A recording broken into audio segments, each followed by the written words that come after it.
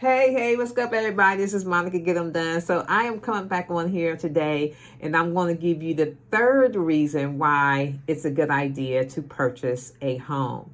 Listen, I know what you're going to say. Oh, she's a realtor. She's always going to say that. Listen, yeah, that's true. I'm probably am going to say that, but I'm also going to tell you the truth, and I'm going to be transparent with you guys, right? I'm not looking to gain anything, but I'm also want to give you guys knowledge, okay? Give you understanding.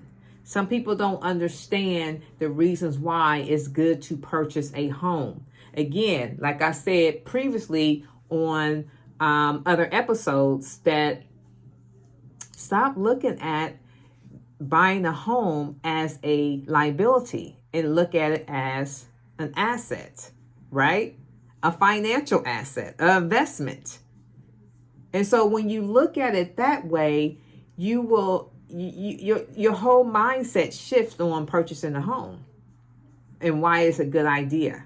Okay? So again, I'm going to always tell you it's a good idea to purchase a home because it's a good idea to purchase a home. Okay? All right. So the third reason is investing in real estate gives you the potential to benefit from capital appreciation over time.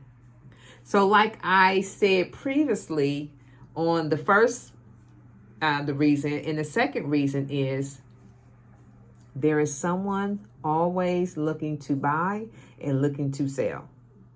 But on the first one is, the first reason that I gave you is because you can build up the equity. And that's what I mean by the capital over time, building up the appreciation of the capital over time is because you're building up the equity.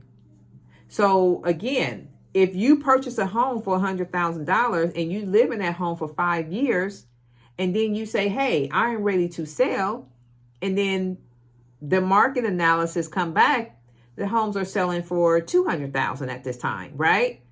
You don't owe $100,000 no more. You may owe, I don't know, because you know interest and all that. So you still might owe like 98, 97, 96, somewhere around there. Who knows? But look of the equity that has been building up over time. So now, once you sell their home, you can take that equity, you pay off your loan, all that rest of that capital is yours. And guess what you can do with that? You take it and do whatever it is you want to do with it. So again, change your mindset on the way you're looking at purchasing real estate, right? Stop looking at it as a liability and look at it as an asset. Okay? So once again, it's Monica Get 'em Done. I'm really hoping that these reasons are helping someone out here to get a better understanding why it is good to invest in real estate, and hoping you make the right decision moving forward and start building up your portfolio of investment properties, rentals, whatever the case may be, vacation properties. There's all different types of different things that you can get into stepping into investing in real estate, basically. If you want to know a little bit more secrets, untold secrets that are more in depth of how to build generational wealth in real estate, I do have an ebook that is available. The link will be below this video. And it goes over a lot of different things that you can invest into, a lot of different avenues that you can start building generational wealth and breaking that cycle and breaking that curse and leaving a legacy for your family. Because that's really all it's about, right? Leaving a legacy. You got kids.